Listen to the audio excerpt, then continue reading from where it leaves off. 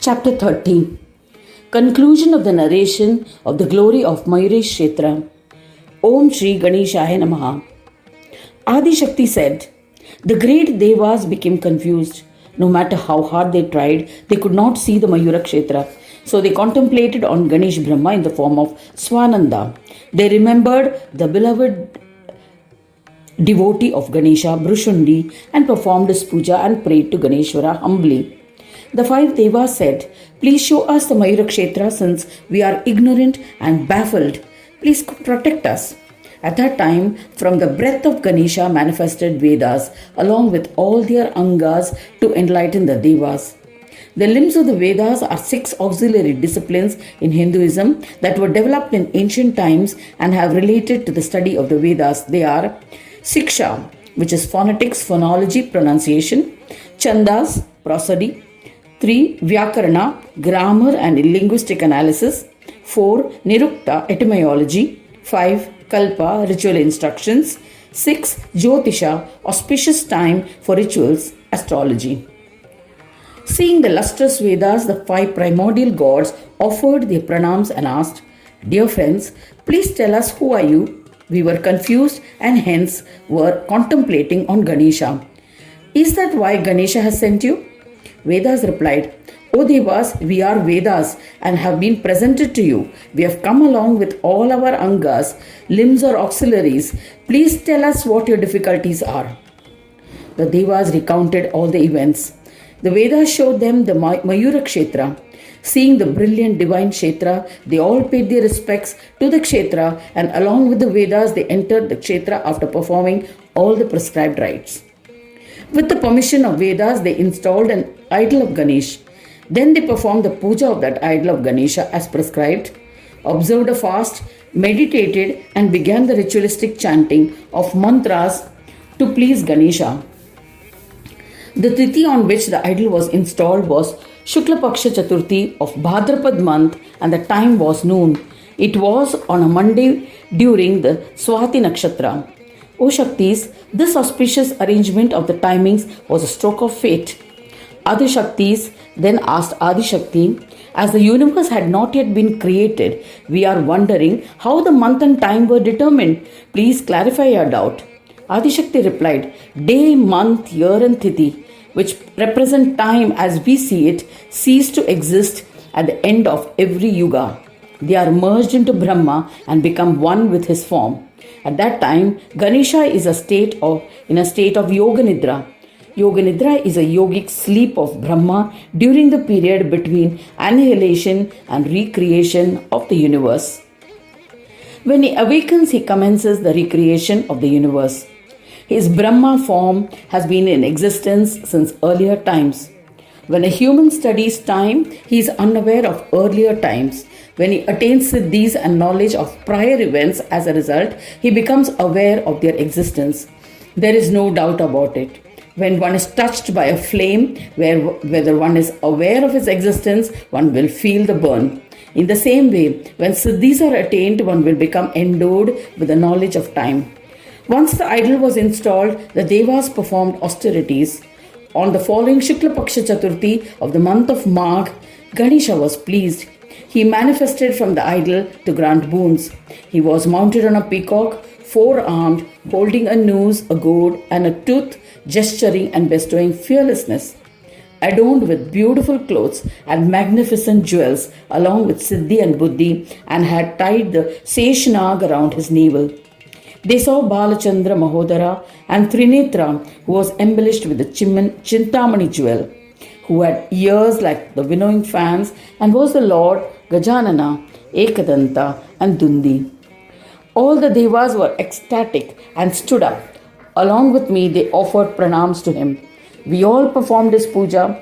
Brahma and others extolled him by reciting a stotra. To the one who has no beginning, to the one who is mounted on a peacock, to the one who protects all, to the one who enlightens all the animate and inanimate, to the one who is beyond the understanding of the mind and beyond expression by speech, to the one who resides in the mind and speech, our salutations to the praiseworthy Gananatha. To to the Aja, one who is not born, to the one who is in existence since ancient times, to the one who is worshipped foremost, to the Supreme One, to the one who bestows happiness by residing in the heart, to the one who governs the four lords, Shakti, Surya, Vishnu and Shiva, to the one who is the divine supreme truth, to the praiseworthy Gananatha, our salutations.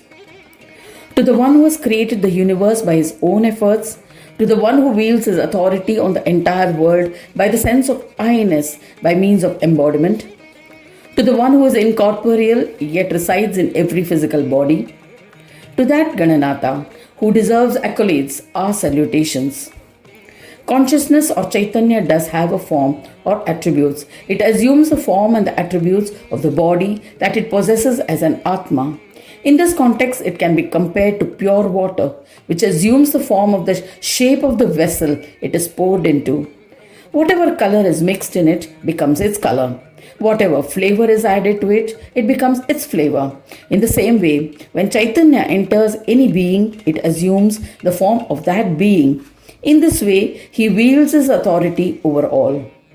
To the one who is beyond the states of Deha and Dehi, to the one who is engrossed in the happiness of the Atma, to the one who lives in the hearts of his devotees, to the one who is a bearer of all yoga, to the one who lives in the buddhi of the devotees, to the one who is in the detached state of nivritti, to that Gananatha who deserves extolment, our salutations.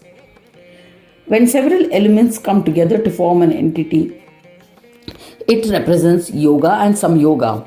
Many organs come together to form a physical body. The branches, roots, leaves, etc. come together to form a tree. When it rains, flowers blossom. When a seed is planted, it sprouts. These are some of the examples of yoga or union. This is all driven by Ganesha. Hence, he is referred to as Yogadhara or bearer of yoga. To the one who bestows absolute peace on his own devotees, to the one who is in the peaceful state of Samadhi, to the four-armed one, to Ekadanta, Trinetra, Gajavadana, we salute Gananatha, who is worthy of commendation.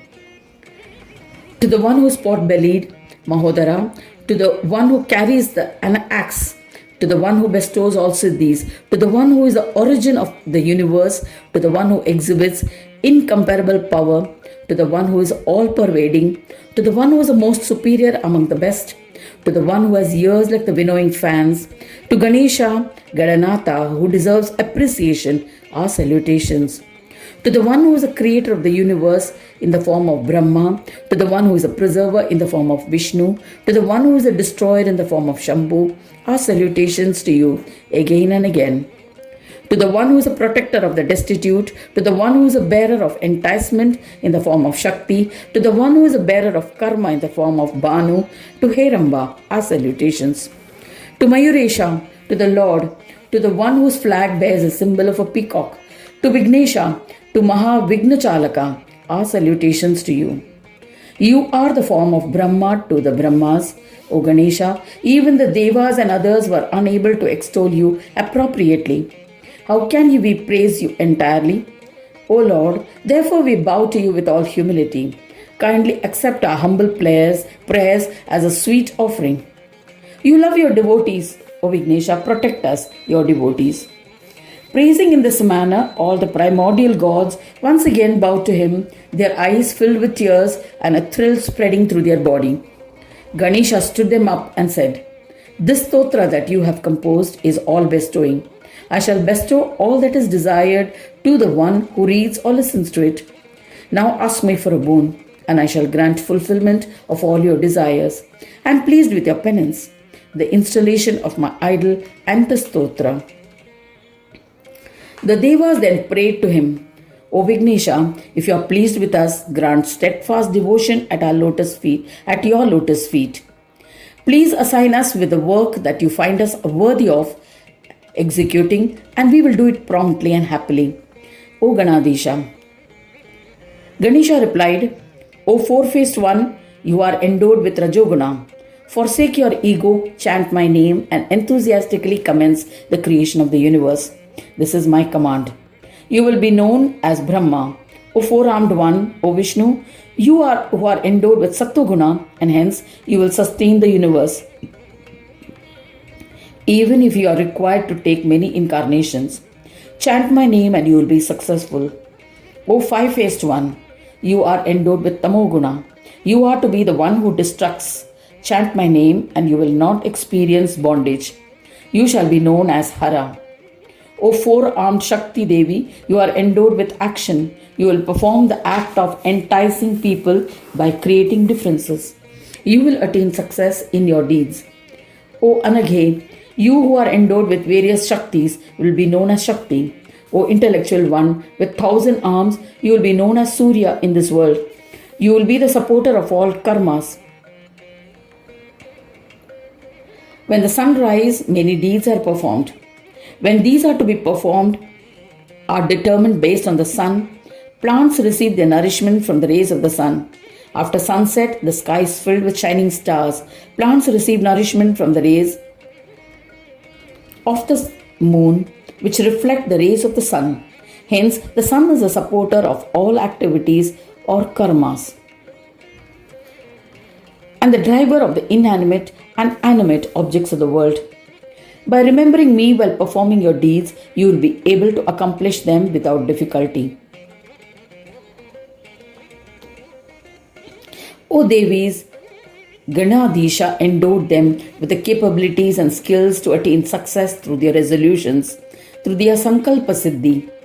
O Shaktis, Ganadisha created abodes, weapons, vehicles for the Devas, entered the idol and disappeared.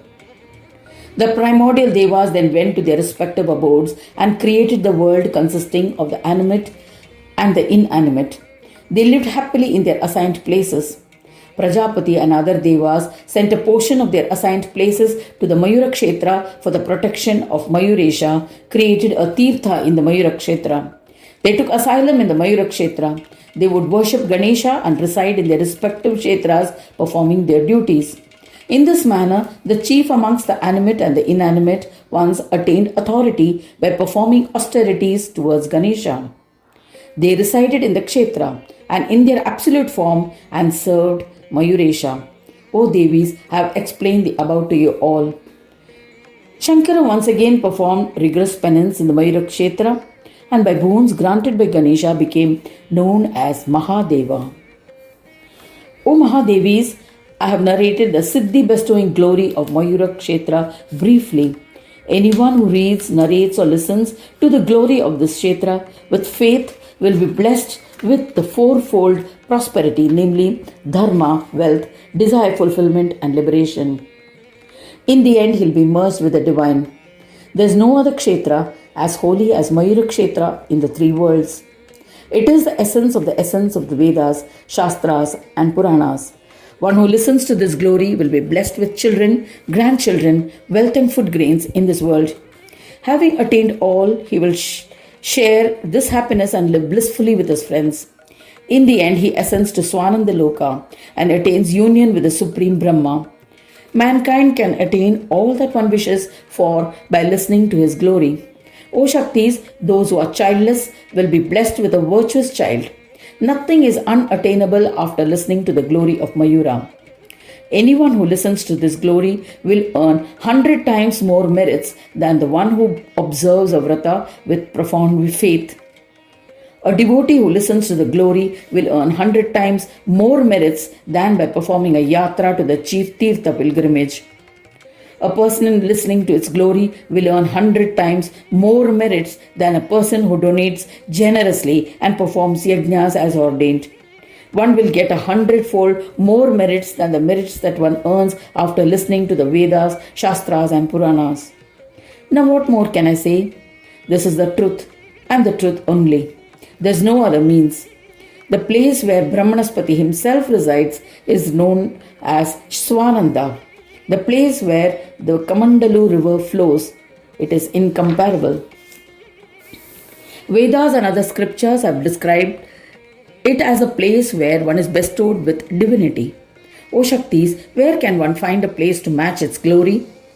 Any person who reads this glory regularly and with devotion becomes Ganesha himself. and by taking his darshan, one will be relieved of dear sorrows. There's no doubt about it. If one reads this with regularity on the Shukla Paksha Chaturthi, darshan of the reader will cleanse a person. Do not listen to it or read it without faith, or else he'll be tortured by sins. Never narrate the glory to the one without devotion. One will filled with hatred, one who is crafty, a sinner, and an irreligious person. If all mankind worships Vigneshwara with devotion, then whom will the obstacles harass? Hence, identify the deserving and the devout to narrate the glory. Such a person will at least not criticize the service to the Almighty. O Devis, I have narrated the essence of all Shastras. Now proceed to the Kshetra and worship Ganesha with devotion. That will ensure that your corporeal form will attain fulfillment. If you cannot perform this, your birth as an embodied form will be futile. There's no doubt about it. Thus ends the 30th chapter titled Conclusion of the Narration of the Glory of Mayuresha Kshetra in the 6th Khanda of the Purana Upanishad, Srimad Mudgal Puran, describing the legends of Vikata, dedicated to Sri Gajanana. End of chapter 30.